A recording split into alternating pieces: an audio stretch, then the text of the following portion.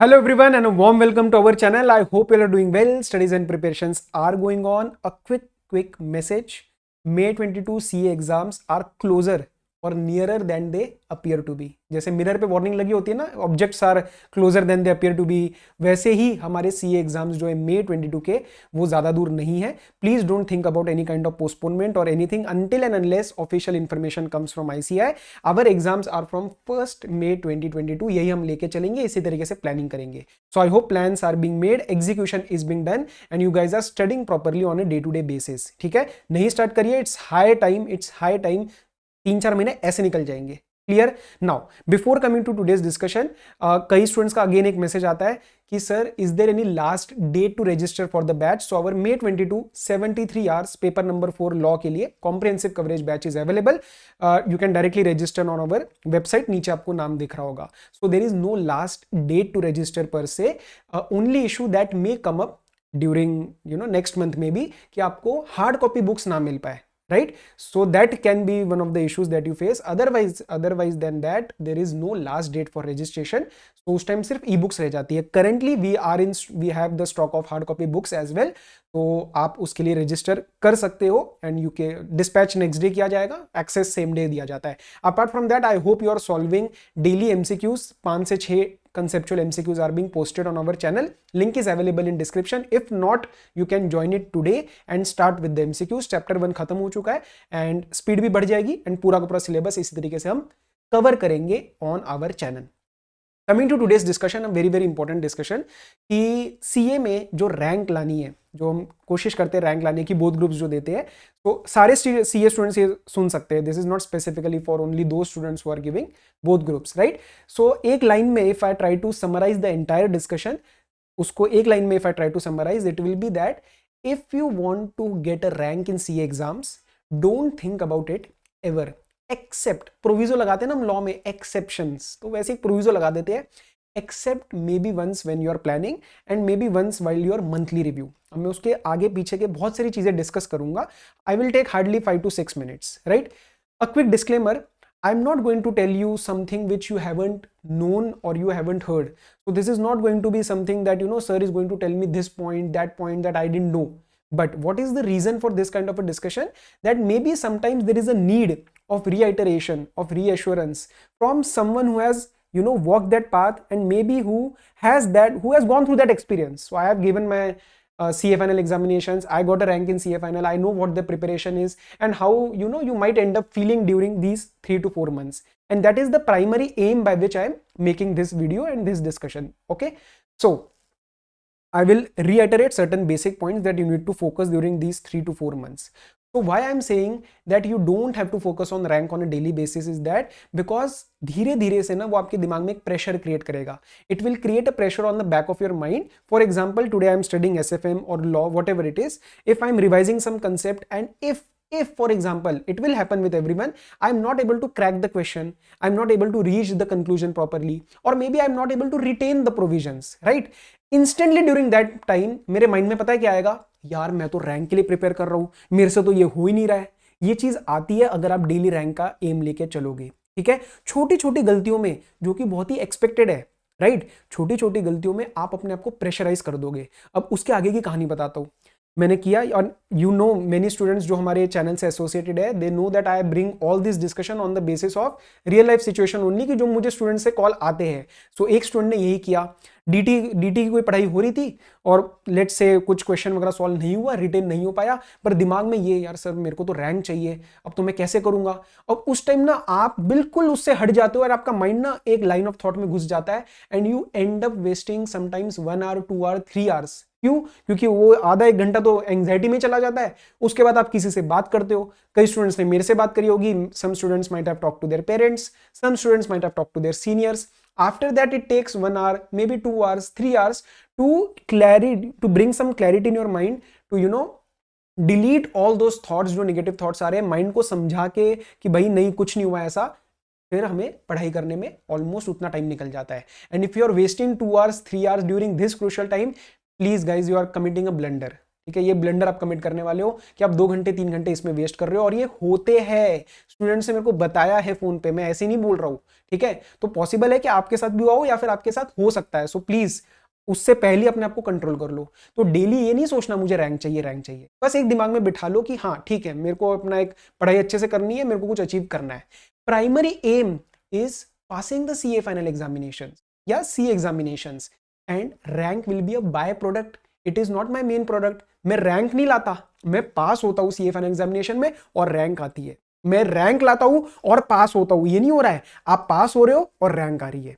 तो please understand that rank is a by product and let it be a achievement जो side से आ रही है। प्राइमरी फोकस उसी पे लेके चलना है। बात क्लियर है? दूसरी चीज, एक्सेप्टेंस मोड में आ जाओ। क्या एक्सेप्टेंस मोड में लाना है सर? देखो, जब भी आप CA final, you are preparing for CA final examination, primarily हम सीए फाइनल को ही पढ़ाते हैं यहाँ पे।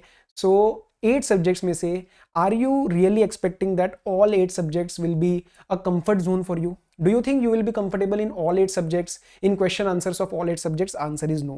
If you are thinking that, it's a highly, I will say, an ambitious goal that has very low chances of being achievable, because 8 subjects में कहीं ना कहीं तो देखो दिक्कत आएगी। ठीक है, आप इंसान हो, हम कोई वो नहीं है। 2 सब्जेक्ट हो सकता है, 2 या 3 सब्जेक्ट में आपको इशू आएगा, सो एक्सेप्ट इट। एंड आपको क्या लग रहा है, जो पुराने सब आपके अटेम्प्ट में जिनके रैंक आए वो उनके क्या सारे 8 सब्जेक्ट्स अच्छे से हुए होंगे? Answer is no. Everyone faces some kind of or other issues in at least 1 or 2 subjects, so that is very very normal. ऐसे मत सोचना कि अरे मेरे को डीटी में प्रॉब्लम आ रही है, मैं रैंक कैसे लाऊंगा। No, it is not the case, it is absolutely okay. आप स्टार्टिंग से पढ़ाई क्यों करते हो? ताकि you can catch the weak areas, ताकि you know that okay what is my problematic area, what are my strengths. You have to bank on your strengths and you have to manage your weakness areas. तो वो जो problematic subjects है उसको manage करना है, उसको time ज्यादा देना है।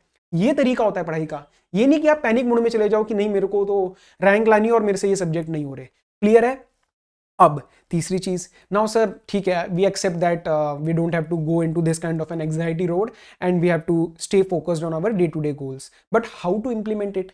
सिंपल सी बात बता रहा हूं, जब मैं क्वेश्चन कर रहा हूं, अगर मेरे को दिमाग में आता है कुछ गलती होने पे ना, एक ना माइंड को पीछे से पता चल जाता है कि यार मैं उस गलत ट्रैक पे जा रहा हूं। वो सबको पता चल जाता है कि मैं उस गलत ट्रैक पे जा रहा हूं।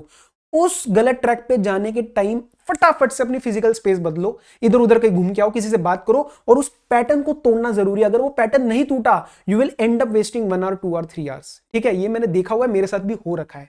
तो don't try to satisfy your mind. ये माइंड ना बहुत ही अजीब चीज है। अगर आप उसको सेटिस्फाई करो कि नहीं तेरे को क्या थॉट आ रहे, मैं ठीक करता हूं, मैं समझाता हूं, तो फिर आप 3-3 घंटे समझाते रह जाओगे। उस टाइम पैटर्न तोड़ो। Don't feed any kind of inputs to your mind. अपने आप ठिकाने पे आएगा, 5 मिनट में अपनी पढ़ाई स्टार्ट कर दोगे। क्लियर है? तो एक्सेप्ट कर लिया, इंप्लीमेंट भी कर लिया। क्लियर? उसके सिवाय कई स्टूडेंट्स ये भी पूछते, एक बड़ा ही इंटरेस्टिंग मैसेज आया था मेरे पास कि सर, मैं इनोसेंट क्वेश्चन था, उसमें कुछ गलत नहीं है, सर मैं 10 घंटे के आसपास दिन में पढ़ रहा हूँ एंड क्या मेरी रैंक आ जाएगी? मतलब आई वांट अ रैंक के लिए इतना ठीक है? My reply was that ICAI के कौन से क्राइटेरिया में ये लिखा है कि आपको 15 घंटे पढ़ना है रैंक के लिए? ऐसा कहीं लिखा है? Answer is no. तो फिर आप इतना प्रेशर क्यों ले रहे हो अननोन चीजें का, अननेसेसरी चीजों का? अगर आप 6 घंटे पढ़ रहे हो लेकिन आपका सिलेबस प्रॉपर है, please understand, to gain good marks in CA final examination what are the 2 factors? Sir, एक, पेपर पूरा करना पड़ेगा, 100 का अटेम्प्ट करना पड़ेगा, और वो जो अटेम्प्ट कर रहे हो वो सही चाहिए। तो ये 2 चीजों पे फोकस करो। अगर आपका सिलेबस प्रॉपरली हो रहा है, आप अननेसेसरी स्टार्टिंग में एबीसी एनालिसिस, ये एनालिसिस उसमें नहीं जा रहे हो, 100% सिलेबस कंसेप्चुअली पढ़ रहे हो बिना कुछ छोड़े, और राइटिंग प्रैक्टिस साथ में कर रहे हो ताकि आपकी स्पीड मेंटेन हो, तो अगर 100 का अटेम्प्ट कर दिया और सारा सही अटेम्प्ट कर दिया तो आएंगे ना 100 नंबर। सर 100 नंबर कहाँ आते हैं सी एग्जामिनेशन में? क्यों नहीं सोचना ये? आप 100 के लिए प्रिपेयर करो, क्या पता आप भी हिस्ट्री बनाओ यार, क्या पता, हमें नहीं पता ना। Why are you limiting your thoughts? So हमें कोशिश करनी है 100 का अटेम्प्ट करना है और 100 का सारा सही अटेम्प्ट करना है। अपने आप पास हो जाओगे, अपने आप रैंक आ जाएगी। और ये जो नंबर ऑफ आवर स्टडी है ना, इसको भूल जाओ। ये अगर आज मैं 6 घंटे पढ़ता हूं, रैंक के बाद बोल दूंगा मैंने 10 घंटे पढ़ाई करी है, 12 घंटे पढ़ाई करी है, sounds very good, no one is going to check my history. Clear? So if you are clear with your subconscious कि ठीक है भाई, मेरी आज का ही प्लानिंग है, मेरी पढ़ाई हो गई है, बेशक 4 घंटे पढ़ाई करो और 6 घंटे में मूवी मत देखने जाना, अभी थोड़ा टाइम खराब है। जस्ट एक एग्जांपल दे रहा हूं कि फिर बाकी टाइम आप सो जो मर्जी करो, it is absolutely okay. Don't give any external tags कि इतना घंटा पढ़ाई करनी है, ये एग्जाम है, ये रैंक लानी है, सब कुछ भूल जाओ। और इसी के साथ एक छोटी सी चीज कोशिश करना, डिटैचमेंट, ठीक है, आपको बिल्कुल रिजल्ट से दूर हो जाना है।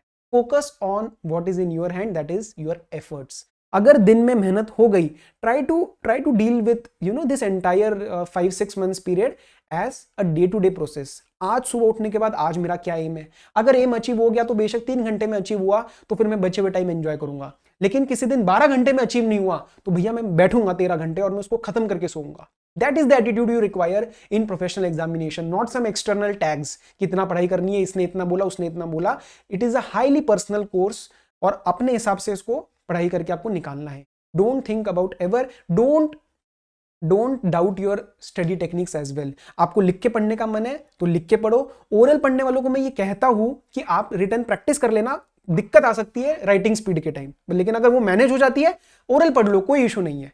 Clear? So focus on your strengths and focus on your weaknesses. बाकियों के वीकनेसेस आप अपने आप पे मत लगाओ और बाकी के स्ट्रेंथ्स अपने आप पे मत लगाओ। क्लियर? तो रैंक वालों के लिए एक ही final conclusion, don't think about it on a daily basis. कभी भी नहीं सोचना है, अननेसेसरी प्रेशर क्रिएट करने की कोई जरूरत नहीं है। फोकस करो यार, प्रोसेस एंजॉय करेंगे, स्टडी अच्छे से करेंगे, 100% अटेम्प्ट करेंगे और सही अटेम्प्ट करेंगे, अपने आप रैंक आएगी यार, या यार 1 भी आएगी, क्या दिक्कत है। Clear? So this was all from my side for this short discussion and I hope I meet you on our MCQs वगैरह पे हम मिलेंगे, and बाकी कोई रिवीजन वीडियोस वगैरह रहेंगी तो I will try to upload it here itself, and till then all the very best, study well, take care, enjoy the process and be safe.